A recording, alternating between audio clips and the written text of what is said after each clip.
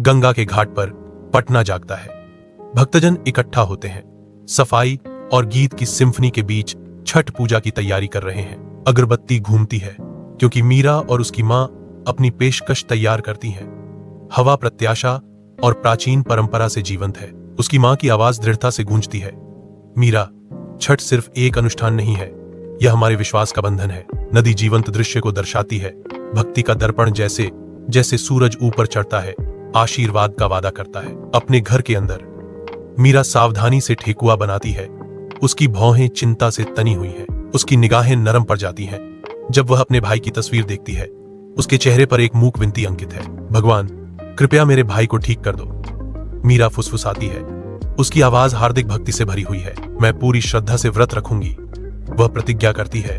उसकी आंखों में अटूट संकल्प झलकता है।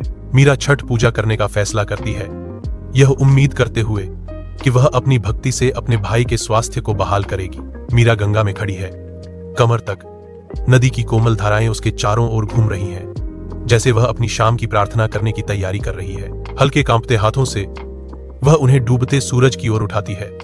उसका दिल तीव्र भक्ति और अनकहे आशाओं से भरा हुआ है। उसके चारों ओर अन्य भक्त घाट पर इकट्ठा होते हैं, प्रत्येक अपनी निजी पूजा में खोया हुआ। उनके चेहरे फीकी रोशनी को दर्शाते हैं। हे सूर्यदेव, मेरे परिवार को आशीर्वाद दें और मेरे भाई को ठीक करें, मीरा प्रार्थना करती है।